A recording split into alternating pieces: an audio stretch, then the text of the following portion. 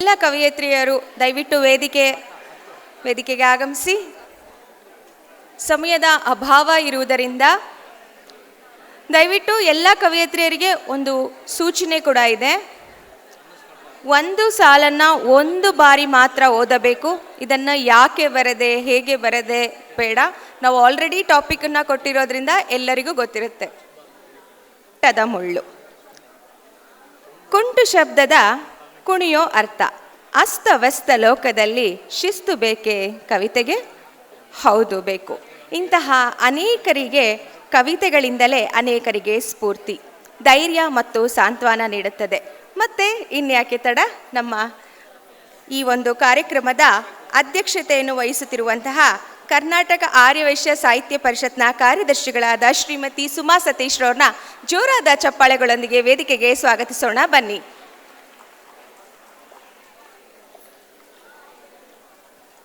ಶ್ರೀಮತಿ ಸುಜಾತಾ ಗುಪ್ತಾ ವೇದಿಕೆಗೆ ಆಗಮಿಸಬೇಕು ಅಂತ ಕೇಳ್ಕೊಳ್ತೀನಿ.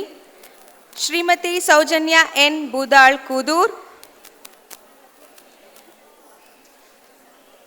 ಸೌಮ್ಯ ಪ್ರಸಾದ್ ಹಾಸನ್,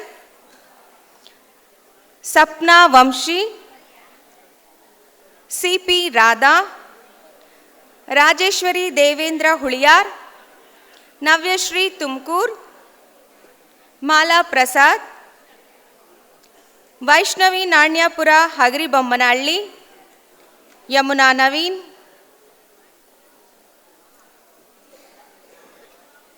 ಈ ಎಲ್ಲ ಕವಯತ್ರಿಯರಿಗೆ ಮೊದಲಿಗೆ ಒಂದು ಚಪ್ಪಾಳೆ.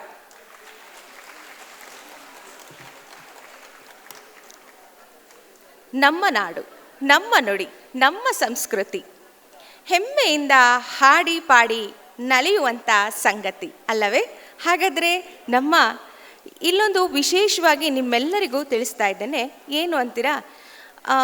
ಕನ್ನಡದಲ್ಲಿ 8ನೇ ತರಗತಿಯಲ್ಲಿ ಶ್ರೀಮತಿ ಮಮತಾ ಸಾಗರ್ ಎನ್ನುವರು ಫೇಲ್ ಆಗಿರ್ತಾರೆ ಕನ್ನಡದಲ್ಲಿ. ಆದರೆ ಇಂದು ಅವರಿಗೆ ವರ್ಲ್ಡ್ ರೈಟರ್ಸ್ನ ಅವಾರ್ಡ್ ದೊರೆತಿದೆ. ಹೇಗೆ ಅಂತೀರಾ? ಅವ್ರು 8ನೇ ತರಗತಿಯಲ್ಲಿ ಫೇಲ್ ಆದಾಗ ತುಂಬ ನೋವಾಯ್ತಂತೆ. ಅವರು ಕೂಡ ಶಿವಮೊಗ್ಗದವರು. ಅವ್ರ ತಾಯಿ ಖ್ಯಾತ ವೈದ್ಯರು. ಅವರಮ್ಮ ಸೈನ್ ಮಾಡಲ್ಲ ಅಂತ ಹೇಳಿದ್ರಂತೆ. ಹೇಗಾದರೂ ಮಾಡಿ ಕನ್ನಡ ಕಲಿಬೇಕು ಅಂತ ಹೇಳಿ 1-2 ಬಾರಿ ಓದೋಕ್ಕೆ ಶುರು ಮಾಡಿ ಅವರು 10ನೇ ತರಗತಿಗೆ ಬರೋ ಹೊತ್ತಿಗೆ ಕುವೆಂಪು, ದ ರಾ ಬೇಂದ್ರೆ, ಲಕ್ಷ್ಮಣ್ ಡಿ ರಾವ್ ಎಲ್ಲರ ಕಾದಂಬರಿಗಳನ್ನು ಓದಿ ಅವರೇ ಸ್ವತಃ ಕತೆಗಳನ್ನು ಬರೆಯೋ ಮಟ್ಟಿಗೆ ಬೆಳೀತಾರೆ. ಅಷ್ಟು ಪ್ರೀತಿಯನ್ನು ಅದ್ರ ಮೇಲೆ ಬೆಳೆಸ್ಕೊಂಡ್ರೆ, ಯಾವಾಗಲೂ ಅಷ್ಟೇ ರೀ, ಕನ್ನಡದ ಮೇಲೆ ಒಲವು ಬೆಳೆಸ್ಕೊಂಡ್ರೆ ಸಾಕು, ಇಂತಹ ಅನೇಕ ವೇದಿಕೆಗಳು ಕನ್ನಡ ಕಲಾವಿದರಿಗೆ ಸಿಗುತ್ತೆ ಅನ್ನೋದಕ್ಕೆ ಇದೊಂದು ನಿದರ್ಶನ ಅಂತ ಹೇಳ್ಬೋದು ಅಲ್ವಾ? ಹಾಗೆ ನಾವಿಷ್ಟೆಲ್ಲ ಮಾಡ್ತಾ ಇರೋದಕ್ಕೆ ಕಾರಣಕರ್ತರೊಬ್ಬರಿದ್ದಾರೆ ಅಲ್ವಾ? ನಮ್ಮ ಕರ್ನಾಟಕ ಆರ್ಯವೈಶ್ಯ ಸಾಹಿತ್ಯ ಪರಿಷತ್ನವರು. ಅವ್ರಿಗೊಂದು ಸಣ್ಣ ಟ್ರಿಬ್ಯೂಟು ನನ್ನ ಕಡೆಯಿಂದ. ಭಾಳ ಒಳ್ಳೆಯವ್ರು ನಮ್ಮ ಅಧ್ಯಕ್ಷರು, ಏನು ಕೇಳಿದ್ರು ಎಸ್ಸು, ವಿಶ್ವಕ್ಕೆಲ್ಲ ನಮ್ಮ ಮಹಿಳಾ ಮಣಿಗಳೇ ಫೇಮಸ್ಸು, ಕೇಳೋರಿಲ್ಲ ನಮ್ಮ ಸರ್ಕಸ್ಸು, ಕೇಳೋರಿಲ್ಲ ನಮ್ಮ ಸರ್ಕಸ್ಸು ಅಂತಿದ್ದಾರೆ ನಮ್ಮ ಅಧ್ಯಕ್ಷರು. ಬರಲಿ ನಮ್ಮ ಕರ್ನಾಟಕ ಆರ್ಯವೈಶ್ಯ ಸಾಹಿತ್ಯ ಪರಿಷತ್ನ KL ನಟರಾಜ್ ಸರ್ಗೆ ಒಂದು ಜೋರಾದ ಚಪ್ಪಾಳೆ. ಸರ್ ಎಲ್ಲಿದ್ದಾರೆ ಗೊತ್ತಿಲ್ಲ, ಬಟ್ ಅವರಿಗೋಸ್ಕರ ಇದೊಂದು ಟ್ರಿಬ್ಯೂಟನ್ನು ನಾನು ಕೊಡ್ತಾ ಇದ್ದೇನೆ.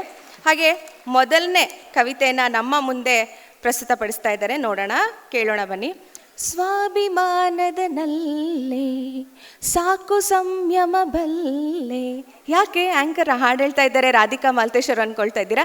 ಇಲ್ಲ, ಇದೇ ಹಾಡಿನಂತೆ ಇಲ್ಲಿ ನಮ್ಮ ಕವಿಯತ್ರಿ ಸ್ವಾಭಿಮಾನದ ನೆಲೆಯಲ್ಲಿ ಸಾಧನೆಯ ಕ್ರಿಯೆ ಇರಲಿ ಎಂಬ ಕವಿತೆಯೊಂದಿಗೆ ನಿಮ್ಮ ಮುಂದೆ KA ಸುಜಾತಾ ಗುಪ್ತಾ ಬೆಂಗಳೂರು ಅವರ ಕವನವನ್ನು ಪ್ರಸ್ತುತಪಡಿಸ್ತಾ ಇದ್ದಾರೆ. ಕೇಳೋಣ ಬನ್ನಿ.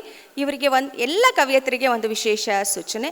ದಯವಿಟ್ಟು ನೀವು ಯಾಕೆ ಬರೆದ್ರಿ ಅನ್ನೋದು ಬೇಡ ಹೇಳೋದು, ಹಾಗೆ ಒಂದು ಸಾಲನ್ನು ಒಮ್ಮೆ ಮಾತ್ರ ಪಠಿಸಬೇಕು ಅಂತ ಕೇಳ್ಕೊಳ್ತೇನೆ. ಆತ್ಮೀಯ ಕಲಾಭಿಮಾನಿಗಳೇ ಹಾಗೂ ಸಾಹಿತ್ಯ ಪ್ರೇಮಿಗಳೇ, ನಿಮಗೆಲ್ಲ ನನ್ನ ಅಂತರಾಳದ ನಮನಗಳು. ನನ್ನ ಹೆಸರು KA ಸುಜಾತಾ ಗುಪ್ತಾ, ಬೆಂಗಳೂರು. ಕರ್ನಾಟಕ ಆರ್ಯವೈಶ್ಯ ಸಾಹಿತ್ಯ ಪರಿಷತ್ತಿನ 8ನೆಯ ಸಾಹಿತ್ಯ ಸಮ್ಮೇಳನ ಹಾಗೂ ಸಾಂಸ್ಕೃತಿಕ ಸಂಭ್ರಮದ ಈ ವಿಶೇಷ ದಿನದಲ್ಲಿ, ಅದು ಮಹಿಳಾ ವಿಶೇಷ ವೇದಿಕೆಯಲ್ಲಿ ನನಗೆ ಈ ಒಂದು ಅವಕಾಶ ಸಿಕ್ಕಿರೋದು ಭಾಗ್ಯ ಅಂತ ಭಾವಿಸ್ತೀನಿ. ಈಗ ನಾನು ಪ್ರಸ್ತುತಪಡಿಸುತ್ತಿರುವ ಕವನ ವಾಚನದ ಶೀರ್ಷಿಕೆ ಅಂತರಂಗದ ಆವೇದನೆ ಅಂತ. ಇದು ಸ್ತ್ರೀ ಸಂವೇದನೆಯನ್ನು ಪ್ರತಿಬಿಂಬಿಸುತ್ತದೆ. ಇಂದು ಸಮಾಜದಲ್ಲಿ ಎಲ್ಲರೂ ಅಂತ ಇಲ್ಲದಿದ್ದರೂ ಅನೇಕ ಮಂದಿ ವನಿತೆಯರ ನುಂಗಲಾರದ ಮರೆಯಲಾರದ ಮನದ ಬೇಗುದಿಗೆ ಈ ಒಂದು ನನ್ನ ಕವನ ದರ್ಪಣ ಅಂತ ನಾನು ಭಾವಿಸ್ತಾ ಇದ್ದೀನಿ. ಈಗ ನಾನು ಕವನ ವಾಚನವನ್ನು ಪ್ರಸ್ತುತಪಡಿಸುತ್ತೇನೆ. ಅಂತರಂಗದ ಆವೇದನೆ. ಸ್ವಾಭಿಮಾನದ ನೆಲೆಯಲ್ಲಿ ಸಾಧನೆಯ ಕ್ರಿಯೆ ಅರಳಲಿ, ಸ್ವಾಭಿಮಾನದ ನೆಲೆಯಲ್ಲಿ ಸಾಧನೆಯ ಕ್ರಿಯೆ ಅರಳಲಿ. ದಿನ ರಾತ್ರಿ ಪರಸ್ಪರ ಸೌಹಾರ್ದ ಸಹಕಾರವಿರಲಿ, ದಿನರಾತ್ರಿ ಪರಸ್ಪರ ಸೌಹಾರ್ದ ಸಹಕಾರವಿರಲಿ. ಆಸೆ ಆಕಾಂಕ್ಷೆ ಗಾಳಿ ತೆಗೆದ ಬೆಲೂನುಗಳಾಗದಿರಲಿ, ಆಸೆ ಆಕಾಂಕ್ಷೆ ಗಾಳಿ ತೆಗೆದ ಬೆಲೂನುಗಳಾಗದಿರಲಿ. ನನ್ನ ಬಾಳರಥದ ಸಾರಥಿ ಸದಾ ನನ್ನವನಾಗಿರಲಿ, ನನ್ನ ಬಾಳರಥದ ಸಾರಥಿ ಸದಾ ನನ್ನವನಾಗಿರಲಿ. ವ್ಯಕ್ತಿತ್ವ ಅಸ್ತಿತ್ವ ಅರಿಯದವರೊಡನೆ ಬೇಡ ಹಗರಣ, ವ್ಯಕ್ತಿತ್ವ ಅಸ್ತಿತ್ವ ಅರಿಯದವರೊಡನೆ ಬೇಡ ಹಗರಣ. ಬಾಳಪತದೆ ಮುನ್ನಡೆಗೆ ಆಗದಿರಲಿ ಹೆಜ್ಜೆಗಳು ನಿತ್ರಾಣ, ಬಾಳಪತದೆ ಮುನ್ನಡೆಗೆ ಆಗದಿರಲಿ ಹೆಜ್ಜೆಗಳು ನಿತ್ರಾಣ. ತಿರುವುಗಳಲ್ಲಿ ನನ್ನವರ ಸಲಹೆ ಸೂಚನೆಗಳಿಗೆ ನಾನು ಸದಾ ಸಿದ್ಧ, ತಿರುವುಗಳಲ್ಲಿ ನನ್ನವರ ಸಲಹೆ ಸೂಚನೆಗಳಿಗೆ ನಾನು ಸದಾ ಸಿದ್ಧ. ಆದರೆ ಬೆನ್ನ ಹಿಂದಿನ ಪಿಸುಮಾತುಗಳಿಗೆ ಇರಲಿ ಸರ್ವತಾ ನಿಷಿದ್ಧ, ಆದರೆ ಬೆನ್ನ ಹಿಂದಿನ ಪಿಸುಮಾತುಗಳಿಗಿರಲಿ ಸರ್ವತಾ ನಿಷಿದ್ಧ. ಆದರಿಂದು ರಸರಮ್ಯತೆಯ ರಿಕ್ತತೆಯಲ್ಲಿ ಬಾಳು ಹೈರಾಣ, ಆದರಿಂದು ರಸರಮ್ಯತೆಯ ರಿಕ್ತತೆಯಲ್ಲಿ ಬಾಳು ಹೈರಾಣ. ಇನಿಯನ ಸಿಡುಕು ಮೋರೆ ನೋಡೆ ಎದೆ ತಲ್ಲಣ, ಇನಿಯನ ಸಿಡುಕು ಮೋರೆ ನೋಡೆ ಎದೆ ತಲ್ಲಣ. ಪಲ್ಲವಿತ ಆಸೆ ಆಕಾಂಕ್ಷೆಗಳಿಗೆ ನಾವೊಲ್ಲೆ ಹೊನ್ನ ಪಂಜರವ ನಾವೊಲ್ಲೆ, ಪಲ್ಲವಿತ ಆಸೆ ಆಕಾಂಕ್ಷೆಗಳಿಗೆ ಹೊನ್ನ ಪಂಜರ ನಾವೊಲ್ಲೆ. ಹೊಂದಾಣಿಕೆ ಕಾಣದ ಬಾಳು ಮೂರಾ ಬಟ್ಟೆ ಎಂಬುದು ನಾ ಬಲ್ಲೆ, ಹೊಂದಾಣಿಕೆ ಕಾಣದ ಬಾಳು ಮೂರಾ ಬಟ್ಟೆ ಎಂಬುದು ನಾ ಬಲ್ಲೆ. ಮುಂಜಾನೆ ಮುಂಬೆಳಗು ಮೂಡುವ ಮುನ್ನವೇ, ಮುಂಜಾನೆ ಮುಂಬೆಳಗು ಮೂಡುವ ಮುನ್ನವೇ ಮುಂಗೋಳಿ ಎದ್ದು ಕೊಕೊಕೋ ಎಂದು ಕೂಗುವ ಮೊದಲೇ, ಮುಂಗೋಳಿ ಎದ್ದು ಕೊಕೊಕೋ ಎಂದು ಕೂಗುವ ಮೊದಲೇ. ಪಾಕಶಾಲೆಯಲ್ಲಿ ತರುಣಿಯ ಕೈ ಚಳಕದೆ ರಸಗವಳ ಸಿದ್ಧ, ಪಾಕಶಾಲೆಯಲ್ಲಿ ತರುಣಿಯ ಕೈ ಚಳಕದೆ ರಸಗವಳ ಸಿದ್ಧ.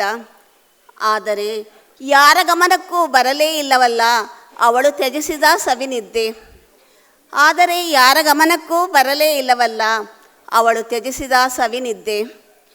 ತುಡಿತ ತುಮಲಗಳಿಗೆ ಕಾಣಲು ನಿಸ್ಪಂದನೆಯ ಸಹಿ, ತುಡಿತ ತುಮಲಗಳಿಗೆ ಕಾಣಲು ನಿಸ್ಪಂದನೆಯ ಸಹಿ. ಸಂವೇದನೆಗಳ ಘರ್ಷಣೆಯಲ್ಲಿ ಮನ ಚೀರಿ ಚೀರಿ ಮೌನಿಯಾಗದೆ, ಸಂವೇದನೆಗಳ ಘರ್ಷಣೆಯಲ್ಲಿ ಮನ ಚೀರಿ ಚೀರಿ ಮೌನಿಯಾಗದೆ. ಅಂತರಂಗದೆ ಜ್ವಾಲಾಮುಖಿ ತಂತಾನೆ ರೂಪುಗೊಳ್ಳದೇನು, ಅಂತರಂಗದೆ ಜ್ವಾಲಾಮುಖಿ ತಂತಾನೆ ರೂಪುಗೊಳ್ಳದೇನು. ಅದು ಒಮ್ಮೆಗೆ ಸಿಡಿದರೆ ಕಾರಣ ಯಾರು ನಾನೇನು, ಅದು ಒಮ್ಮೆಗೆ ಸಿಡಿದರೆ ಕಾರಣ ಯಾರು ನಾನೇನು. ಧನ್ಯವಾದಗಳು. ಈ ಅವಕಾಶವನ್ನು ಕಲ್ಪಿಸಿಕೊಟ್ಟ ವೇದಿಕೆ ಆಯೋಜಕರಿಗೂ ಮತ್ತು ಕಾರ್ಯಕರ್ತರಿಗೂ ನಾನು ಅನಂತ ಆಭಾರಿ ನಮನಗಳನ್ನು ಸಲ್ಲಿಸ್ತಾ ಇದ್ದೀನಿ. ಕವನದ ಸಾಲುಗಳನ್ನು ಒಂದೊಂದೇ ಬಾರಿ ಓದಬೇಕು ಅಂತ ಕೇಳ್ಕೊಳ್ತೀನಿ ಮುಂಬರುವ ಎಲ್ಲ ಕವಯತ್ರಿಯರಿಗೆ. ಕೆಲವೊಂದು ಬಾರಿ ಸಮಸ್ಯೆಗಳಿಗೆ ಎಷ್ಟು ಬಾರಿ ಕೂಗಿದ್ರೂ ಅದು ಹಾಗೇ ಇರುತ್ತೆ. ಅಂಥ ಸಮಸ್ಯೆಗಳಿಗೆ ಒಂದು ಸಣ್ಣ ಕಿಚ್ಚು ಹಚ್ಚಿದ್ರೆ ಸಾಕು ಕಣ್ರಿ, ಎಂಥ ಸಮಸ್ಯೆ ಬೇಕಿರೂ ಪರಿಹಾರ ಆಗೋಗ್ಬಿಡುತ್ತೆ.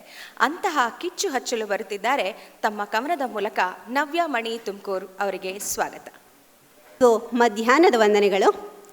ನನ್ನ ಕವನದ ಶೀರ್ಷಿಕೆ ನೀನಾಗಿ ಬಾಳು.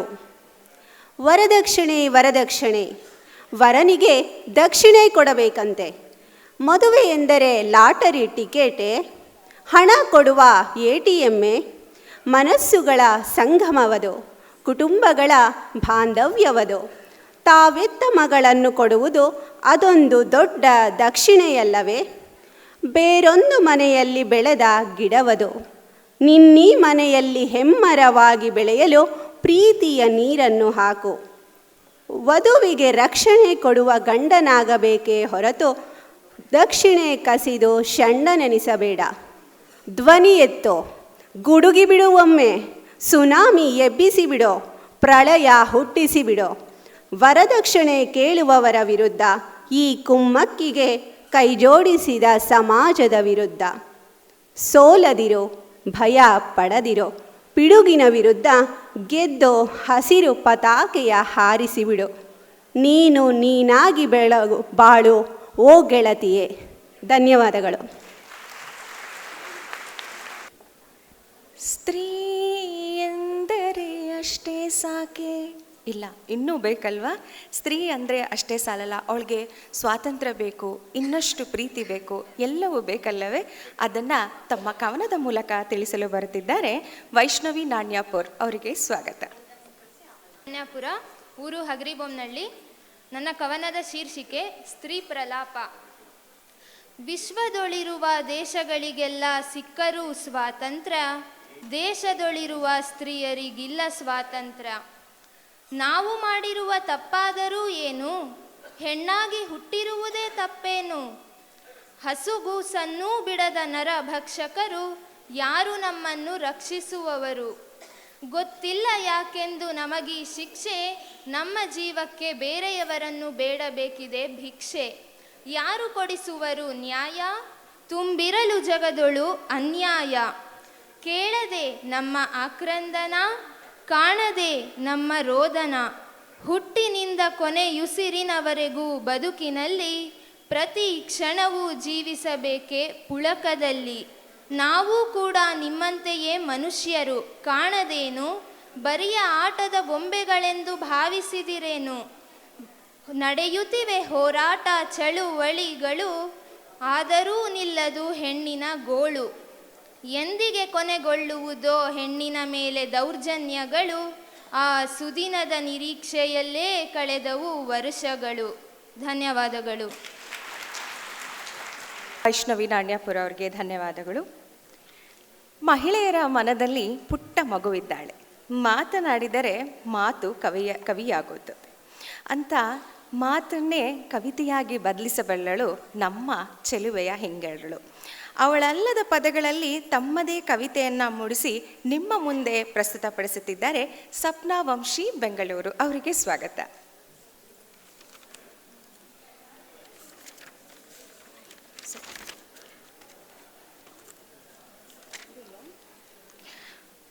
ಅವರು ಕೆಲವು ಕಾರಣಗಳಿಂದ ಬರಲಿಕ್ಕಾಗಿಲ್ಲ. ಮುಂದಿನ ಕವಿಯನ್ನು ನೋಡೋಣ ಅಂತೆ.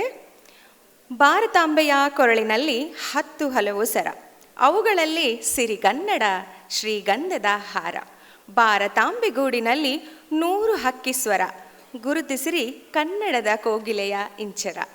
ಅಷ್ಟೇ ಚೆನ್ನಾಗಿದೆ ಅಲ್ವಾ ನಮ್ಮ ಕವಿಯತ್ರಿಯರು ಹೇಳ್ತಾ ಇರುವಂತಹ ಕವನಗಳು. ಹೆಣ್ಣಿಗೆ ಸೀರೆ ಯಾಕೆ ಅಂದ, ಆಹಾ ಅಂದ ಚಂದ ಅಲ್ವಾ? ಹೆಣ್ಣಿಗೆ ಸೀರೆ ಯಾಕೆ ಅಂದ ಗೊತ್ತಿಲ್ಲಪ್ಪ, ಅಂದ ಚಂದ, ಅವಳು ಉಟ್ಕೊಂಡ್ರೆ ಅಷ್ಟು ಚೆನ್ನಾಗಿ ಕಾಣ್ತಾಳೆ ಅಲ್ವಾ?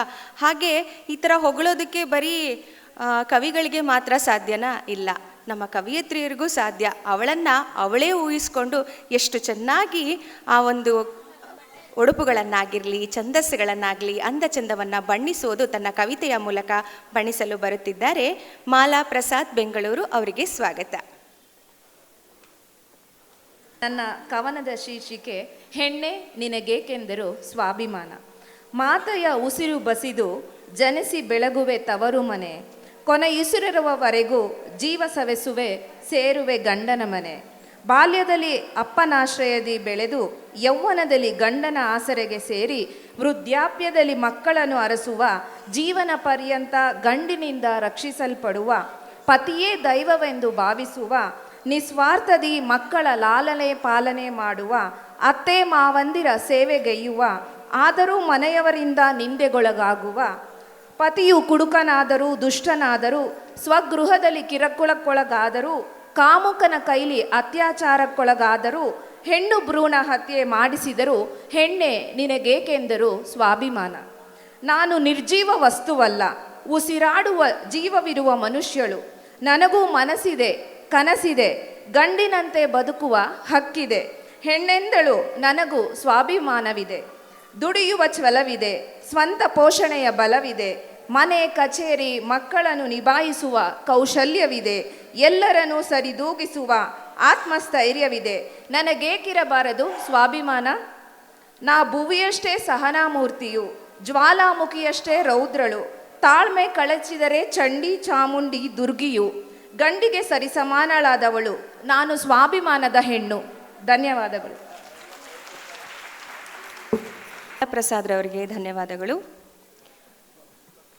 ಮಹಾದೇವನ ಸತಿಯಾದರೇನು, ಮಾನವನ ಸತಿಯಾದರೇನು, ಎಲ್ಲಿದ್ದರೇನು ಎಂತಿದ್ದರೇನು, ನೋವು ನಲಿವನ್ನು ತಿಳಿಯಲು ಭಾವವೊಂದು ಬೇಕು ಅಂತ ಹೇಳಲು ತಮ್ಮ ಕವನದ ಮೂಲಕ ಬರುತ್ತಿದ್ದಾರೆ ರಾಜೇಶ್ವರಿ ದೇವೇಂದ್ರ ತುಮಕೂರು. ಇವರಿಗೆ ಸ್ವಾಗತ.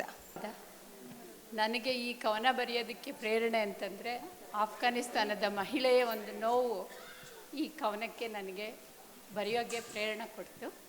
ಸೊ ಕಾಯುವವರೇ ಕೊಲ್ಲುವವರಾದರೆ, ಕಾಯುವವರು ಅಂದರೆ ಹೆಣ್ಣಿಗೆ ಗಂಡ ಕಾಯುವಂಥವನು, ಅವನಿಗೆ ಕೊಲ್ಲುವಂಥ ಸ್ಥಿತಿ ಈಗ ಆಫ್ಘಾನಿಸ್ತಾನದ ಮಹಿಳೆಯರದು ನ್ಯೂಸಲ್ಲಿ ನಾನು ನೋಡಿದೆ. ಸೊ ಅದರಿಂದ ಪ್ರೇರಿತರಾಗಿ ಬರ್ತಿದ್ದಿದ್ದು. ಮೃಡನ ಅರ್ಧಾಂಗಿ ಶಿವೆ ಎನಿಸಿ ಧರೆಯೊಳಗೆ ಮಹಾದೇವಿಯಾದೆ, ಸುಡುವಾಗ್ನಿಗೆ ಬಲಿಯಾಗಿಸಿ ವಿರಹ ದುರಿಯಲಿ ನೊಂದೆ. ಕೇಳಿಸದೆ ಕಾಣಿಸದೆ ತಾಯೇ ನಿನಗೆ ಭುವಿಯ ನಾರಿಯರ ದುಃಖದಳಲು, ಬಾಳಿಸದೆ ಮಹಿಳೆಯರ ದೂಡಿದರು ತಿವಿಯುತ್ತ ದೌರ್ಜನ್ಯದಿ ಹಾಕಿ ಉರುಳು. ದೇಶ ಬೇರಾದರೇನು, ಭಾಷೆ ಬೇರೆ ಬದಲಾದರೇನು, ಜೀವ ಭಾವಗಳು ಒಂದೇ ಅಲ್ಲವೇನು, ವೇಷಭೂಷಣ ಬೇರೆ ಇರಬಹುದು, ನೋವಿನ ಸ್ಪಂದನೆಯು ಒಂದೇ ಅಲ್ಲವೇನು. ದೂರದ ದೇಶದ ಸುದ್ದಿಯ ನೋಡುತ್ತಾ ಗಡಗಡ ನಡುಗಿತು ಎದೆಯ ಗೂಡು, ಸ್ತ್ರೀಯನ್ನೇ ಕಟುಕನ ಕುರಿಯೇನು, ಶ್ರೀದೇವಿ ಅವತರಿಸು ರಕ್ಕಸ ಸಂಹಾರಕ್ಕೆ. ತಾಯಾಗಿ ಸೋದರಿಯಾಗಿ ಸುತೆಯಾಗಿ ಸತಿಯಾಗಿ ಹಾಯಾದ ಜೀವನ ಕಟ್ಟಿಕೊಡುವವಳ, ಪಶುವಂತೆ ಹಿಂಸಿಸುವ ನರರಕ್ಕಸರ ಮತಿಹೀನತೆಯ ತರಿಯಲು ಎಂದು ಬರುವೆ.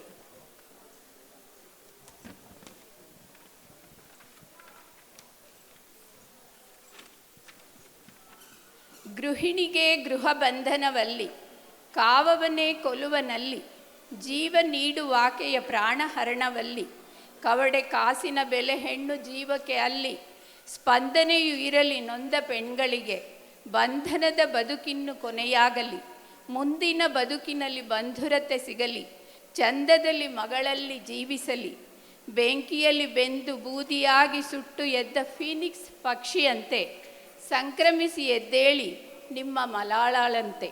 ನಿಮಗೂ ಹಕ್ಕಿದೆ ಈ ಭೂಮಿಯಲ್ಲಿ, ಹರಸಿ ಹಾರೈಸೋಣ ಸಹಜ ಆತೆಯರನು, ಹರನರಸಿ ಭುವಿಗಿಳಿದು ಬಾ ಎಂದು ಬೇಡೋಣ, ಧರೆಯ ಮಹಿಳೆಯರೆಲ್ಲ ಸುಖಿಸಲೆಲ್ಲೋಣ, ಭರವಸೆಯ ಬೆಳಕಿನ್ನು ಬರಲೆಂದು ಆಶಿಸೋಣ, ಭರವಸೆಯ ಬೆಳಕಿನ್ನು ಬರಲೆಂದು ಆಶಿಸೋಣ.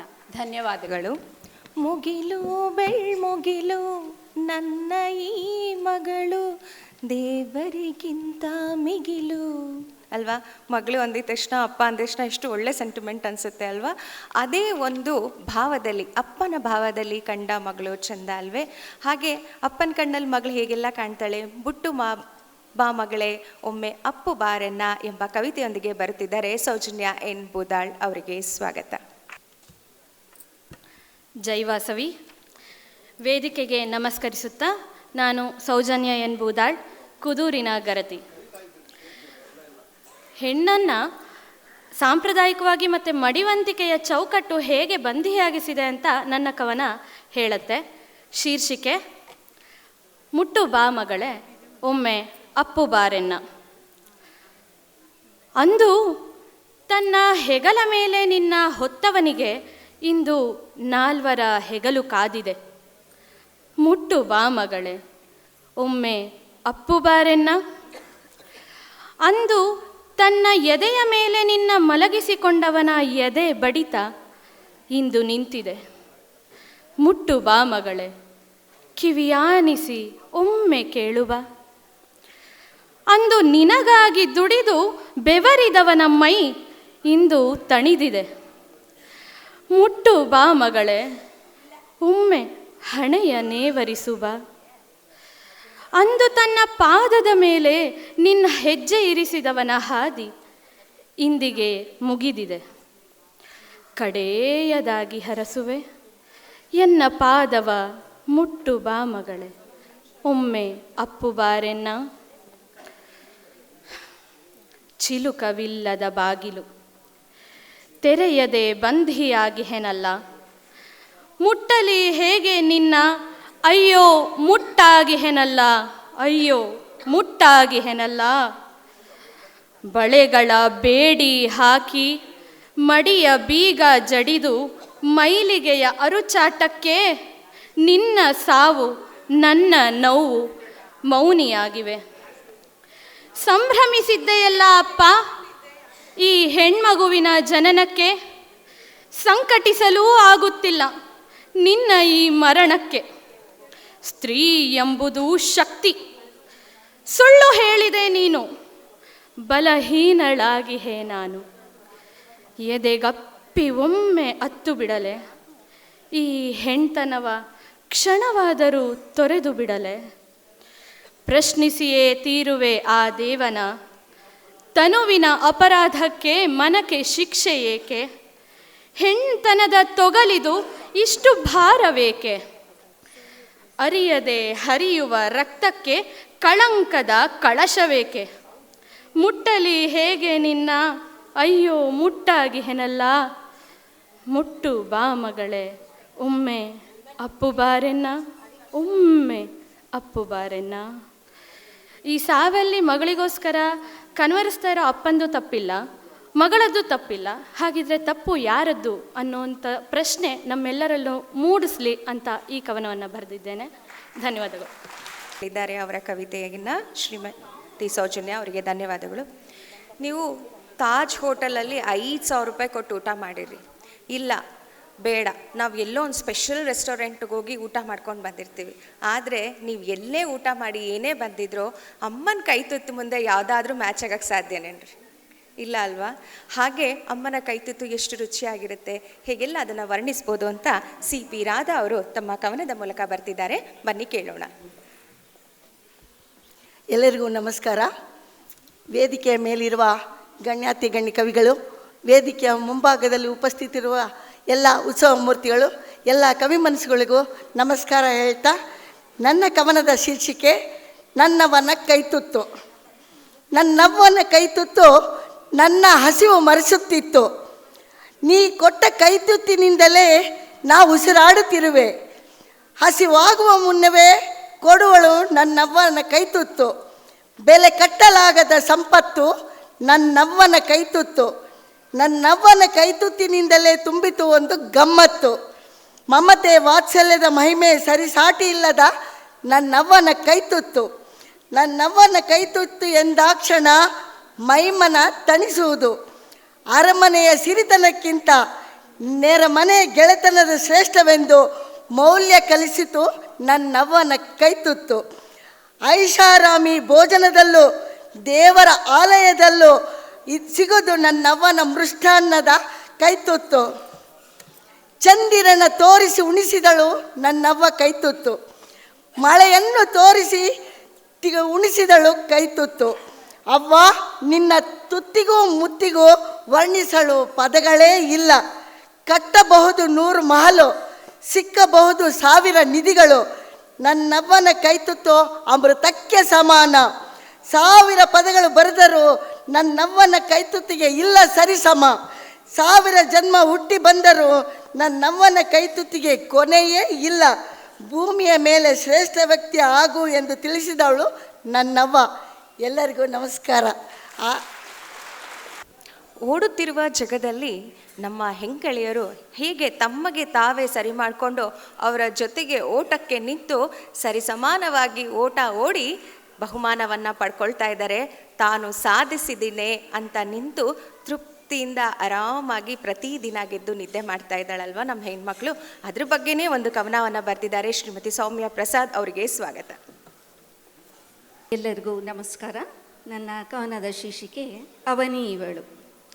ಮನೆಯ ಬುನಾದಿಯ ಕ್ಷೇಮಕ್ಕಾಗಿ ತನ್ನ ತಪ್ತ ಭಾವಗಳ ಸುಪ್ತ ಮನದಲ್ಲಿ ಗುಪ್ತವಾಗಿರಿಸಿ ಜಂಭದ ಚೀಲವ ಬಗಲಿಗೇರಿಸಿ ಹೊರಡುವಳು ದುಡಿಮೆಗಾಗಿ. ಮುಟ್ಟಿನ 3 ದಿನದಲ್ಲೂ ವಿರಾಮದ ಸುಳಿವಿರದು ವಕ್ರ ಬುದ್ಧಿ ಹೊದ್ದ ಪಿತೂರಿಗಾರರೊಡನೆ ಅಸೂಯ ಪರರೊಡನೆ ಸೆಡಸಾಡಿ ಕೆಟ್ಟ ದೃಷ್ಟಿ ಬೀರುವ ಕಾಮಕರ ಪಾಲಿಗೆ ಭದ್ರಕಾಳಿ ಅವತಾರವ ತಾಳಿ ದುಡಿದು ಹೈರಾಣಾಗಿ ಬರುವವಳ ಚೇತನ ಸೋರಿದ ಉಸಿರು ಬುರುಡೆ. ಹಿಂದಿರುಗಿ ಬಂದವಳಿಗೆ ಅಟ್ಟುಣಿಸೋ ಕಾಯಕ, ಮಕ್ಕಳ ಜವಾಬ್ದಾರಿ, ನಾಳೆಯ ತಯಾರಿ, ಕೊಂಕಾಡುವ ಹಿರಿಯರಿದ್ದರೆ ವಾಗ್ಯುದ್ಧ, ಕೆಲವೊಮ್ಮೆ ಮೌನ. ಮಕ್ಕಳ ನಗು, ಪತಿಯಿಂದ ದೊರೆವ ಕಕುಲಾತಿಗೆ ಕಕ್ಕುಲತೆಯನ್ನು ಮರೆತು ಚೇತನದ ನಾದವನ್ನು ಜೀವದಲ್ಲಿ ಹೊಮ್ಮಿಸಿ ಮತ್ತದೇ ಯಾಂತ್ರಿಕ ಬದುಕಿಗೆ ತನ್ನತ ತೆರೆದುಕೊಳ್ಳುವಳು. ರೆಗಳ ನಗು, ಪತಿಯಿಂದ ದೊರೆವ ಕಕುಲಾತಿಗೆ ಕಕ್ಕುಲತೆಯನ್ನು ಮರೆತು ಚೇತನದ ನಾದವನ್ನು ಜೀವದಲ್ಲಿ ಹೊಮ್ಮಿಸಿ ಮತ್ತದೇ ಯಾಂತ್ರಿಕ ಬದುಕಿಗೆ ತನ್ನತ ತೆರೆದುಕೊಳ್ಳುವಳು. ರೆಕ್ಕೆ ಬಲಿತ ಮರಿ ಹಕ್ಕಿಗಳು ಪುರೆಂದು ದೂರ ಹಾರಿ ಹೋದಾಗ ತನ್ನಂತರಂಗದ ಭಾವಗಳ ಬಚ್ಚಿಟ್ಟು ಹಾರೈಸಿ ಹಲವು ದಿನಕ್ಕೊಮ್ಮೆ ಬರುವ ದೂರವಾಣಿ ಕರೆಗೆ ಕಾಯುವವಳು. ದುಃಖ ಉಮ್ಮಳಿಸಿದರೂ ತೋರ್ಗೊಡದೆ ಹಾಸವನ್ನು ಬೀರುವಳು. ಧನದ ಪಾತ್ರೆ ತುಂಬಿಸುವ ಬರದಲ್ಲಿ ನೆಮ್ಮದಿಯ ಪಾತ್ರೆ ಸೋರಿದ್ದರೂ ತನ್ನುಸಿರಾದವರ ಜೊತೆಯಲ್ಲಿ ಬಾಳ ಪಯಣ. ಅದಕ್ಕೆ ಏನೋ ಹೆಣ್ಣಿಗೆ ಸಹನಾಮಯಿ, ತ್ಯಾಗಮಯಿ, ಭೂಮಿ ತೂಕದವಳು, ನಾನಾ ಹೆಸರುಗಳು. ಧನ್ಯವಾದಗಳು. ಧನ್ಯವಾದಗಳು. ಎಲ್ಲ ಕವಿತೆಗಳು ಒಂದಕ್ಕಿಂತ ಒಂದು ಅದ್ಭುತವಾಗಿತ್ತು ಅಲ್ಲ, ಎಷ್ಟು ಸೊಗಸಾಗಿ ಬರೆದಿದ್ದಾರೆ. ಮಹಿಳಾ ವಿಶೇಷದಲ್ಲಿ ಮಹಿಳೆಯರಿಗೋಸ್ಕರನೇ ಬರೆದಿರಂತಹ ಕವಿತೆಗಳು. ಹಾಗಾಗಿ ಎಲ್ಲ ಕವಿಯತ್ರಿಯರಿಗೂ ಇನ್ನೊಂದು ಸರಿ ಜೋರ ಚಪ್ಪಾಳೆ. ಹಾಗೆ ಜೀವನದಲ್ಲಿ ಒಂದು ಎಸ್ಸಿದ್ರೆ ಸಾಕು ಅಂತಾರೆ ಸಕ್ಸಸ್ ಅಂತ. ಹಾಗೆ ಅಲ್ವಾ, ಸಕ್ಸಸ್ ಅಂತ ಒಂದು ಬಂದರೆ ಸಾಕಪ್ಪ ಅಂತಾರೆ. ಆದರೆ ನಮ್ಮ ಇವತ್ತು ಈಗ ನಿಮ್ಮ ಮುಂದೆ ಮಾತನಾಡಕ್ಕೆ ಬರ್ತಿರೋರು 2 ಎಸ್ ಇಟ್ಕೊಂಡಿದ್ದಾರೆ. ಅವ್ರ ಹೆಸರು ಸುಮಾ ಸತೀಶ್ ಅಂತ. ಒಂದು ಸಾಧನೆ ಮತ್ತು ಸಕ್ಸಸ್ ಎರಡರ ಹೆಸರಾಗಿರುವಂತಹ ಶ್ರೀಮತಿ ಸುಮಾ ಸತೀಶ್ ಅವರಿಗೆ ಸ್ವಾಗತ. ಅವರ ಮಾತುಗಳನ್ನು ಕೇಳೋಣ ಬನ್ನಿ. ನಮಸ್ಕಾರ. ಮೊದಲನೇದಾಗಿ ಇವತ್ತಿನ ಕವಿಗೋಷ್ಠಿಗೆ ಜೀವವನ್ನು ತುಂಬಿದಂತಹ ಎಲ್ಲ ಕವಯತ್ರಿಯರಿಗೂ ಸಹ ನಮ್ಮ ಕರ್ನಾಟಕ ಆರ್ಯವೈಶ್ಯ ಸಾಹಿತ್ಯ ಪರಿಷತ್ತಿನ ವತಿಯಿಂದ ತುಂಬು ಹೃದಯದ ಅಭಿನಂದನೆಗಳನ್ನು ತಿಳಿಸೋದಕ್ಕೆ ಇಷ್ಟಪಡ್ತೇನೆ. ಚಪ್ಪಾಳೆ ಹೊಡಿಬೋದು ಅಭಿನಂದನೆ ಹೇಳಿದ್ರೆ. ಇವತ್ತಿನ ಈ ಒಂದು ಸಮ್ಮೇಳನದ ರೂಪುರೇಷೆಗಳ ವಿಷಯ ಬಂದಾಗ ನಿಜಕ್ಕೂ ಒಂದು ಕವಿಗೋಷ್ಠಿ ಆಯೋಜನೆ ಮಾಡಬೇಕಾ ಬೇಡವಾ ಅನ್ನುವಂತಹ ಪ್ರಶ್ನೆ ಬಂತು. ಯಾಕೆ ಈ ಪ್ರಶ್ನೆ ಬಂತು ಅಂತಂದರೆ, ಮುಂದಿನ ಕಾರ್ಯಕ್ರಮದಲ್ಲಿ ನಾವು ಸಮುದಾಯದ 27 ಜನ ಸಾಧಕಿಯರನ್ನು ಸನ್ಮಾನ ಮಾಡ್ತಾ ಇದ್ದೀವಿ. ಮುಂಚೂಣಿಯಲ್ಲಿ ಕವಿತೆಗಳನ್ನು ಬರೆಯುವುದರಲ್ಲಿ ಗುರುತಿಸಿಕೊಂಡಂತಹ ಎಲ್ಲರೂ ಸಹ ಅಲ್ಲಿದ್ದಾರೆ. ಹಾಗಾಗಿ ಅವರ ಹೊರತಾದಂತಹ ಒಂದು ಬರವಣಿಗೆ ಬರಲಿಕ್ಕೆ ಸಾಧ್ಯನಾ ನಮಗೆ ಅನ್ನುವಂತಹ ಒಂದು ಪ್ರಶ್ನೆ ನಮ್ಮ ಮುಂದೆ ಬಂತು. ಆಯಿತು, ನೋಡೋಣ, ಒಂದು ಸಂದೇಶವನ್ನಂತೂ ಕಳಿಸಬಹುದು, ಬಂದ ಪ್ರತಿಕ್ರಿಯೆಗಳನ್ನು ಗಮನಿಸಿಕೊಂಡು ಈ ಗೋಷ್ಠಿ ಬೇಕಾ ಬೇಡವಾ ಅನ್ನೋದನ್ನು ನಾವು ನಿರ್ಧಾರ ಮಾಡಬಹುದು ಅನ್ನುವಂತಹ ಒಂದು ನಿರ್ಧಾರ ನಾವು ತಗೊಂಡ್ವಿ. ಆದರೆ ನಿಜಕ್ಕೂ ಖುಷಿಯಾಗಿದ್ದು ಅಂತಂದರೆ, ನಮಗೆ ನಾವು ಅದನ್ನು ನಿರೀಕ್ಷೆ ಕೂಡ ಮಾಡಿರಲಿಲ್ಲ. 35 ಕವಿತೆಗಳು ಬಂದವು. 35 ಜನ ಉತ್ಸಾಹದಿಂದ ನಮ್ಮ ಕವಯತ್ರಿಯರು ಕವಿತೆಗಳನ್ನು ಕಳಿಸ್ಕೊಟ್ಟಿದ್ರು. ಈಗ ನಮ್ಮ ಮುಂದೆ ಸವಾಲಿತ್ತು, ನಾವು ಕೇವಲ 8 ಜನರನ್ನು ಮಾತ್ರ ಆಯ್ಕೆ ಮಾಡುವಂಥದ್ದು. ಹಾಗಾಗಿ ಖುಷಿಯಿಂದ ಈ ಒಂದು ಕವಿಗೋಷ್ಠಿಯನ್ನು ಕೂಡ ಆಯೋಜನೆ ಮಾಡುವಂತಹ ಒಂದು ಸೌಭಾಗ್ಯ ನಮ್ಮದಾಯಿತು. ಇಲ್ಲಿ ವೈಷ್ಣವಿ ನನಗೆ ತುಂಬ ಖುಷಿಯಾಯಿತು. ಮುಂದಿನ ಪೀಳಿಗೆಯ ಕವಯಿತ್ರಿ. ಹಾಗಾಗಿ ಮುಂದಿನ ಪೀಳಿಗೆಯ ಕವಯಿತ್ರಿಯರು ಬರಬೇಕು. ಕವಯಿತ್ರಿಯರು ಮಾತ್ರ ಅಲ್ಲ, ಲೇಖಕರು ಮುಂದಿನ ಪೀಳಿಗೆಯಿಂದ ಬಂದಾಗಲೇ ಈ ನಮ್ಮ ಸಾಹಿತ್ಯದ ಒಂದು ಯಾನ ಮುಂದುವರಿಯೋದಕ್ಕೆ ಸಾಧ್ಯ ಆಗುತ್ತೆ ನಮ್ಮ ಸಮುದಾಯದಲ್ಲಿ ಅಂತ ಹೇಳೋದಕ್ಕೆ ಇಷ್ಟಪಡ್ತೇನೆ. ಇವತ್ತಿನ ಎಲ್ಲ ಕವಿತೆಗಳು ಸಹ ಸ್ತ್ರೀ ಸಂವೇದನೆ ಎನ್ನುವಂತಹ ಒಂದು ವಿಷಯವನ್ನು ಕೊಟ್ಟಿದ್ದರಿಂದ ಅದಕ್ಕೆ ಸುತ್ತಮುತ್ತಲೇ ಇರುವಂತೆ ಅವರ ರಚನೆಗಳಿತ್ತು.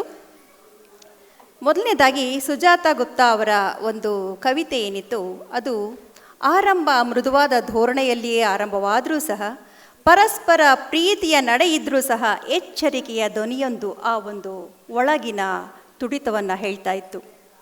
ನೆಲದವರೆಗೂ ಬಗ್ಗಬಹುದು ನಾವು, ಅದಕ್ಕೂ ಮೀರಿ ಬಗ್ಗು ಅಂತಂದರೆ ಬಗ್ಗೋದಿಕ್ಕಾಗೋದಿಲ್ಲ, ಆವಾಗ ನಾವು ಪುಟಿದು ನಿಲ್ಲಲೇಬೇಕು ಅನ್ನುವ ದನಿಯೊಂದಿಗೆ ಮುಕ್ತಾಯವನ್ನು ಕೊಟ್ಟಂತಹ ಒಂದು ಕವಿತೆ. ಸೌಜನ್ಯ ಅವರ ಕವಿತೆ ನನಗೆ ತುಂಬ ತಟ್ಟಿದಂತಹ ಒಂದು ಕವಿತೆ. ತಂದೆಯ ಎದೆಯಾಳದ ಒಂದು ಕರೆಯನ್ನು ಬಿಂಬಿಸ್ತಾನೆ, ಸಾವಿನಲ್ಲಿಯೂ ಸಹ ಅಪ್ಪನನ್ನು ಒಮ್ಮೆ ಆಪ್ತವಾಗಿ ಸ್ಪರ್ಶಿಸೋಕೆ ಆಗದೇ ಇರುವಂತಹ, ಒಡಲು ತುಂಬಿದ ಒಂದು ದುಃಖವನ್ನು ತೋಡ್ಕೊಳ್ಳೋಕೆ ಆಗದೇ ಇರುವಂತಹ, ಸಂತೈಸಿಕೊಳ್ಳೋದಕ್ಕೆ ಆಗದೇ ಇರುವಂತಹ ಒಂದು ತಳಮಳವನ್ನು, ಎದೆಯ ಬೇಗುದಿಯನ್ನು ಹೊರಹಾಕುವಂತಹ ಒಂದು ಕವಿತೆ. ಈ ಮುಟ್ಟು ಅನ್ನೋದು ಹೆಣ್ತನದ ಸಂಕೇತ, ಸೃಷ್ಟಿ ಚಕ್ರಕ್ಕೆ ಇದು ಮೂಲ. ಆದರೂ ಸಹ ಈ ಮಡಿ ಹುಡಿಗಳ ಒಂದು ಆರ್ಭಟದಲ್ಲಿ ಹೇಗೆ ಅದು ಹೆಣ್ಣು ಮಕ್ಕಳ ಪಾಲಿಗೆ ಉರುಳಾಗ್ತಾ ಇದೆ ಅನ್ನುವಂತಹ ಒಂದು ಆಕ್ರೋಶವನ್ನು ಬಿಂಬಿಸುವಂತಹ ಒಂದು ಕವಿತೆಯಾಗಿತ್ತು. ಸೌಮ್ಯ ಪ್ರಸಾದ್ ಅವರು ಯಥಾ ಪ್ರಕಾರ ತ್ಯಾಗಮಯಿ ಸಹನಾಮೂರ್ತಿ ಅನ್ನುವ ಪಟ್ಟದ ಹಿಂದೆ ಅವಳು ಹೊರುವ ಒಂದು ಭಾರವನ್ನು ವ್ಯಕ್ತಪಡಿಸುವಂತಹ, ಬದುಕಿನ ಜಂಜಡಗಳಲ್ಲಿ ಅವಳ ತುಮುಲವನ್ನು ಹೇಳ ಬಯಸುವಂತಹ ಒಂದು ಕವಿತೆಯಾಗಿತ್ತು. ಸಿ ಪಿ ರಾಧಾ ಅವರು ಅವನ ಕೈತುತ್ತಿನ ಮಮತೆಯ ಗಣಿಯನ್ನು ತೆರೆದಿಟ್ಟಂತಹ ಒಂದು ಕವಿತೆಯನ್ನು ವಾಚಿಸಿದರು. ಇತ್ತೀಚೆಗೆ ಮರೆಯಾಗಿರುವಂತಹ ಒಂದು ಸಂಸ್ಕೃತಿ, ಆ ಸಂಸ್ಕೃತಿ ಇವತ್ತು ಬೇಕಿತ್ತು ಅನ್ನುವಂತಹ ಹಪಹಪಿಕೆ ತಹತಹವನ್ನು ಹೇಳುವಂತಹ ಒಂದು ಸಾಲು ಉಳಿತು.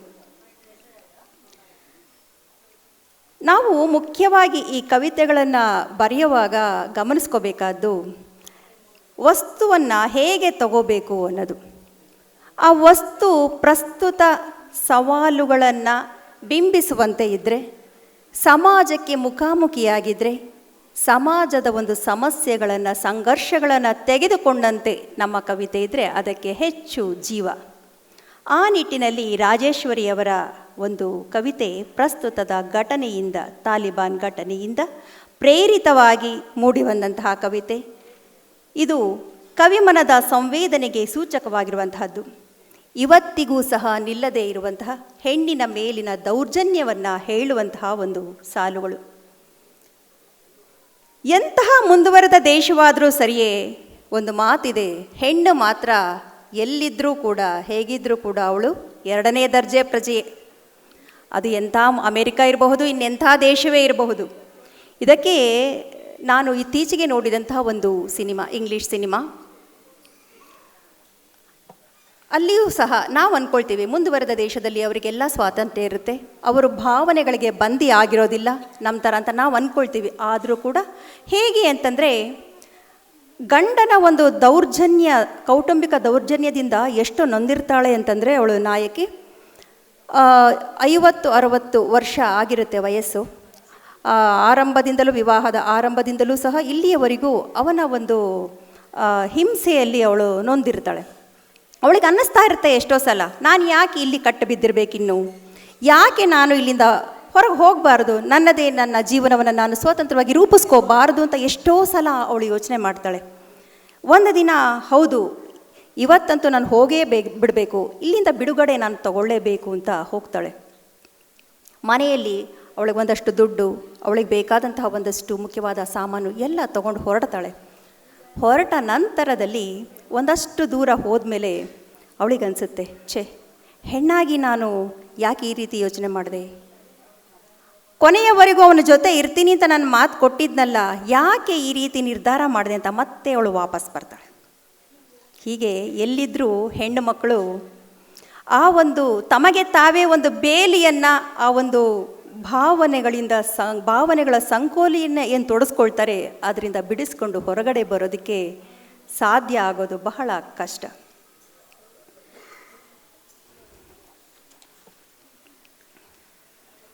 ನವ್ಯಾಮಣಿಯವರ ಒಂದು ಕವಿತೆ ವರದಕ್ಷಿಣೆಯ ವಿರುದ್ಧ ಒಂದು ಕಟು ವಿಮರ್ಶೆಯನ್ನು ಹೇಳುವಂಥದ್ದು. ಇವತ್ತಿಗೂ ಸಹ ನಮ್ಮ ಸಮುದಾಯವನ್ನು ಹೆಚ್ಚಾಗಿ ಕಾಡ್ತಾ ಇರುವಂತಹ ಒಂದು ಸಮಸ್ಯೆ. ಇದಕ್ಕೆ ಕಾರಣ ಖಂಡಿತವಾಗ್ಲೂ ನಾವೇ. ಎಲ್ಲಿಯವರೆಗೆ ಕೊಡೋರಿರ್ತಾರೆ ಅಲ್ಲಿಯವರೆಗೆ ತಗೊಳ್ಳೋರಿರ್ತಾರೆ. ಒಂದು ಸಲ ಗಟ್ಟಿಯಾಗಿ ನಾವು ನಿರ್ಧಾರ ಮಾಡಿದರೆ, ಇಲ್ಲ ನಾನು ಕೊಡೋದಿಲ್ಲ, ಏನಾಗುತ್ತೆ ಕೊಡದೇ ಇದ್ದರೆ ಅನ್ನುವಂತಹ ನಿರ್ಧಾರವನ್ನು ನಾವು ತಗೊಂಡ್ರೆ ಯಾರು ತಗೊಳ್ಳೋದಿಕ್ಕೆ ಸಾಧ್ಯ ನಮ್ಮಿಂದ, ಅಲ್ವಾ? ಹೆಣ್ಣೆ ಕೊಡದೇ ಇದ್ದರೆ ಮದುವೆ ಆಗ್ತೇನ್ರಿ ಗಂಡು ಮಕ್ಕಳಿಗೆ? ಇಲ್ಲ ಅಲ್ವಾ? ಹೌದಲ್ವಾ? ಹಾಗಿದ್ದು ಮತ್ತೆ ಯಾಕೆ ಈ ವರದಕ್ಷಿಣೆಯ ಸಮಸ್ಯೆ ಇನ್ನೂ ಮುಂದುವರೆದಿದೆ? ಅದನ್ನು ನಾವು, ಈ ಪ್ರಶ್ನೆಯನ್ನು ನಾವು ನಮಗೆ ಕೇಳ್ಕೋಬೇಕಾಗತ್ತೆ. ಮಾಲಾ ಪ್ರಸಾದ್ ಅವರ ಒಂದು ಕವಿತೆ, ಸ್ವಾಭಿಮಾನಿಯಾಗಿ ಇರಬೇಕಾದ್ರೆ ಏನು ತುರ್ತು ಇದೆ ಇವತ್ತು ಅದನ್ನು ಹೇಳುವಂಥದ್ದು. ಈ ಹೊಂದಾಣಿಕೆ ಅನ್ನೋದು ಶತಶತಮಾನಗಳಿಂದಲೂ ಸಹ ನಿರುಮ್ಮಳವಾಗಿ ಸಾಗಿ ಬರ್ತಾನೇ ಇದೆ. ಆದರೆ ಅವಳಲ್ಲಿ ಆ ಒಂದು ಕಸು ಇದೆ, ಆ ಕಸುವಿನ ನಿಭಾವಣೆಯ ತಾಕತ್ತು ಸಹ ಇದೆ. ಯಾಕೆ ನಮ್ಮ ಸ್ವಾಭಿಮಾನವನ್ನು ಅಡವಿಟ್ಟು ನಾವು ಬದುಕಬೇಕು, ಅದರ ದರ್ದು ಏನಿದೆ ಅನ್ನುವಂತಹ ಒಂದು ಪ್ರಶ್ನೆಯನ್ನು ಹೇಳ್ತಾನೆ. ಅವಳಿಗೆ ತಗ್ಗೋದಿಕ್ಕೂ ಗೊತ್ತು, ಹಾಗೆ ತಗ್ಗಿಸೋದಿಕ್ಕೂ ಗೊತ್ತು ಅನ್ನುವಂಥ ಒಂದು ದನಿಯೊಂದಿಗೆ ಈ ಕವಿತೆ ಮುಕ್ತಾಯ ಆಗುತ್ತೆ. ವೈಷ್ಣವಿ ಅವರ ಒಂದು ಕವಿತೆ ನಿಜಕ್ಕೂ ಚೆನ್ನಾಗಿತ್ತು. ವೈಷ್ಣವಿ ಅವರೇ, ಸ್ವಾತಂತ್ರ್ಯ ಅನ್ನೋದು ಮರೀಚಿಕೆಯಾಗ್ತಾ ಇರುವಂತಹ ಇವತ್ತಿನ ಸ್ಥಿತಿಯನ್ನು ಹೇಳುವಂತಹ ಒಂದು ಕವಿತೆ. ಜೀವವನ್ನು ಕಳೆದುಕೊಂಡಂತಹ ಭಾವಗಳಿಗೆ ಮರುಜೀವವನ್ನು ತುಂಬುವಂತಹ ಒಂದು ಯತ್ನ. ನಿರೀಕ್ಷೆಯೊಂದಿಗೆ ಮುಗಿಯುವ, ಆದರೂ ಸಹ ಅಲ್ಲೊಂದು ಕಾಯುವಿಕೆ ಇರುವಂತಹ ಒಂದು ಕವಿತೆಯಾಗಿತ್ತು. ಆ ಕಾಯುವಿಕೆಯೊಂದಿಗೆ ಸ್ವಪ್ನ ಯತ್ನವೂ ಸಹ ಬೇಕು ನಮಗೆ ಅನ್ನುವಂತಹ ಒಂದು ಕವಿತೆ ಇತ್ತು. ಇವತ್ತಿನ ಎಲ್ಲ ಕವಿತೆಗಳು ಸಹ ಚೆನ್ನಾಗಿತ್ತು. ಆದರೂ ಒಂದು ಸಣ್ಣ ಒಂದು ಸಲಹೆಯನ್ನು ಕೊಡೋದಕ್ಕೆ ಇಷ್ಟಪಡ್ತೇನೆ. ಯಾವತ್ತಿಗೂ ಸಹ ನಮ್ಮ ಕವಿತೆಗಳು ಆಗಲೇ ಹೇಳಿದಂತೆ ಒಂದಷ್ಟು ಸಮಾಜಕ್ಕೆ ಮುಖಾಮುಖಿಯಾಗುವಂತಹ ನಿಟ್ಟಿನಲ್ಲಿ ಯೋಚನೆ ಮಾಡಿ. ಅದಕ್ಕೆ ಬೇಕಾಗಿರೋದು ನಾನು ಕವಿತೆ ಬರೀತೀನಿ ಅನ್ನುವಂತಹ ಉತ್ಸಾಹ ಸ್ಫೂರ್ತಿ ಎಲ್ಲರಿಗೂ ಇರುತ್ತೆ. ಆದರೆ ಅದರ ಜೊತೆ ನಾವು ರೂಢಿಸ್ಕೋಬೇಕಾಗಿರೋದು ಭಾಷೆಯ ಒಂದು ಸಮೃದ್ಧತೆಯನ್ನು, ಪದ ಸಮೃದ್ಧತೆಯನ್ನು ರೂಢಿಸ್ಕೋಬೇಕು. ಜೊತೆಗೆ ಒಂದಷ್ಟು ಕವಿತೆಗಳನ್ನು ನಾವು ಓದಬೇಕು. 100 ಕವಿತೆ ಓದಿದರೆ ಒಂದು ಉತ್ತಮವಾದಂತಹ ಕವಿತೆಯನ್ನು ರಚನೆ ಮಾಡೋದಕ್ಕೆ ಸಾಧ್ಯ. ಬರವಣಿಗೆಯೊಂದೇ ನಮ್ಮ ಹವ್ಯಾಸ ಅಲ್ಲ, ಓದುವುದು ಕೂಡ ಆಗಿರಬೇಕು. ಓದುವುದರ ಜೊತೆಯಲ್ಲಿಯೇ ಬರವಣಿಗೆ ಬಂದಾಗ ಮಾತ್ರಲೇ ಅಲ್ಲಿ ಒಂದು ಗಟ್ಟಿತನ ಇರೋದಕ್ಕೆ ಸಾಧ್ಯ ಆಗುತ್ತೆ. ಈ ನಿಟ್ಟಿನಲ್ಲಿ ಎಲ್ಲರಿಗೂ ಸಹ ನಾನು ಹೇಳೋದು, ಸಮುದಾಯದ ಎಲ್ಲ ಹೆಣ್ಣು ಮಕ್ಕಳು ಸಹ ಓದುವ ಅಭ್ಯಾಸವನ್ನು, ಅದರಲ್ಲೂ ಎಷ್ಟೋ ಜನ ಹೇಳಬೇಕು ಅಂತಂದರೆ ದಿನಪತ್ರಿಕೆಯನ್ನೇ ಓದೋದಿಲ್ಲ. ದಿನಪತ್ರಿಕೆಯನ್ನು ಓದಿ ಅದರಿಂದ ನಿಮ್ಮ ಜ್ಞಾನವೇ ಹೆಚ್ಚಾಗುತ್ತೆ. ಅದರಲ್ಲಿ ಏನಿರುತ್ತೆ, ಕೊಲೆ ಸುಲಿಗೆ ಅದು ಇದು ಅಲ್ಲ. ನಮಗೆ ಬೇಕಾದಂತಹ ಸಾಮಾನ್ಯ ಜ್ಞಾನವನ್ನು ಕೊಡುವಂತಹದ್ದು. ಈ ಒಂದೆರಡು ಅಂಶಗಳನ್ನು ಅಳವಡಿಸಿಕೊಂಡ್ರೆ ಎಲ್ಲರೂ ಸಹ ಮುಂದಿನ ದಿನಗಳಲ್ಲಿ ಇನ್ನಷ್ಟು ಒಳ್ಳೆಯ ಕವಿತೆಗಳನ್ನು ಕೊಡೋದಕ್ಕೆ ಸಾಧ್ಯ ಆಗುತ್ತೆ ಅಂತ ಹೇಳ್ತಾ ಮತ್ತೊಮ್ಮೆ ಎಲ್ಲ ಕವಯಿತ್ರಿಯರನ್ನು ಅಭಿನಂದಿಸ್ತಾ ನನ್ನ ಮಾತನ್ನು ಮುಗಿಸ್ತಾ ಇದ್ದೀನಿ. ಕವಿತೆಯಂತೆಯೇ ತಮ್ಮ ಮಾತುಗಳನ್ನು ಮಂಡಿಸಿದಂತಹ ಶ್ರೀಮತಿ ಸುಮಾ ಸತೀಶ್ ರವರಿಗೆ ಧನ್ಯವಾದಗಳು. ಈಗ ನಮ್ಮ ಕವಯಿತ್ರಿಯರಿಗೆ ನಮ್ಮ ಕಡೆಯಿಂದ ಒಂದು ಪುಟ್ಟ ಜಾತಾ ಗುಪ್ತರವರಿಗೆ ನಮ್ಮ ಕಡೆಯಿಂದ ಈ ಗೌರವಾರ್ಪಣೆ. ಕನ್ನಡ ಕಲಿತು ಏನೋ ಮಾಡ್ತೀಯಾ, ಏನೋ ಬರಲ್ಲ, ಇದನ್ನು ತಗೊಂಡು ಏನು ಮಾಡ್ತೀಯಾ ಅಂತ ಹೇಳಿದ್ರಂತೆ.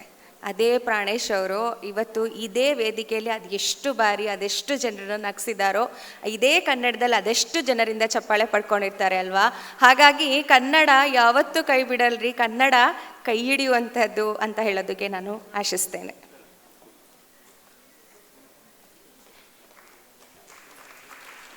ಸುಜಾತಾ ಗುಪ್ತರವರಿಗೆ ಧನ್ಯವಾದಗಳು. ಈಗ ಶ್ರೀಮತಿ CP ರಾಧಾರವರಿಗೆ ನಮ್ಮ ಕಡೆಯಿಂದ ಒಂದು ಗೌರವಪೂರ್ವಕ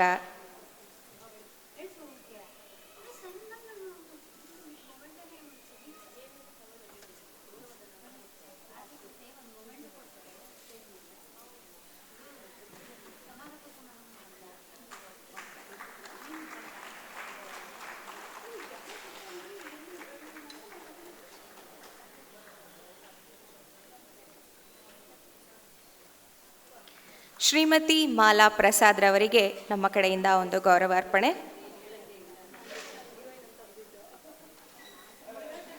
ಮಾಲಾ ಪ್ರಸಾದ್ ರವರಿಗೆ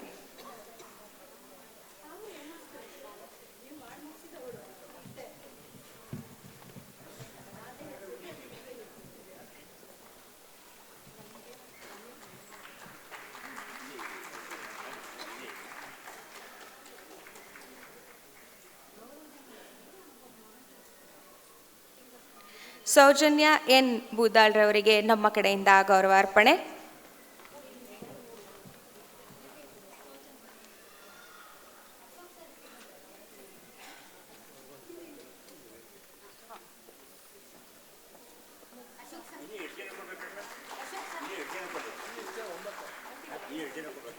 ಇನ್ನು 4.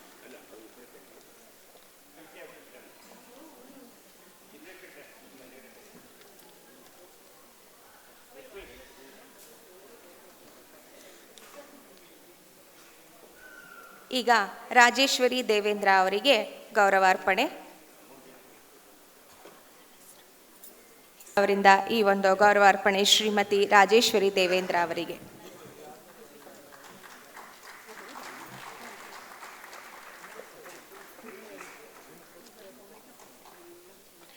ವೈಷ್ಣವಿ ನಾಣ್ಯಾಪುರ್ ಅವರಿಗೆ ಈಗ ಗೌರವಾರ್ಪಣೆ ಶ್ರೀಮತಿ ರಶ್ಮಿ ಅವರಿಂದ. ವೈಷ್ಣವಿ ನಾಣ್ಯಾಪುರ್.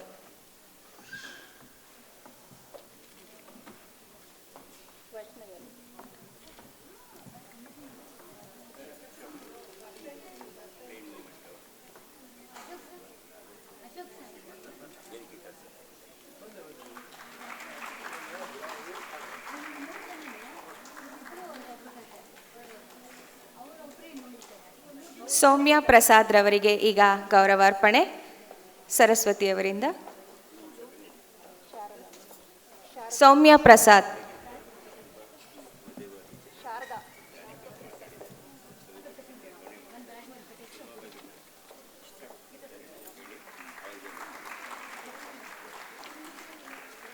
ನವ್ಯಶ್ರೀ ತುಮಕೂರು ಅವರೀಗ ಗೌರವಾರ್ಪಣೆಯನ್ನು ಸ್ವೀಕರಿಸಬೇಕು ಅಂತ ಕೇಳ್ಕೊಳ್ತೀನಿ. ನವ್ಯಶ್ರೀ.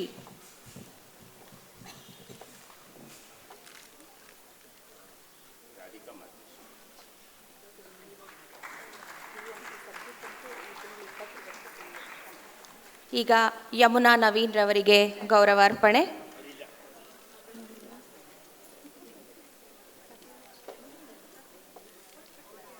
ಸಪ್ನಾ ವಂಶ್ರೀ ಅವರಿಗೆ ಯಮುನಾ ನವೀನ್.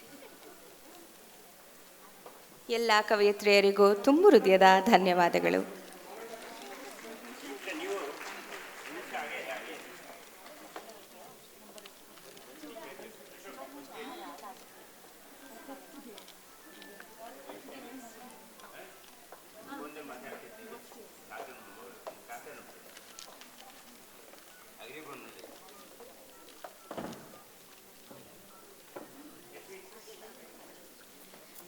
ಜೈ ವಾಸವಿ.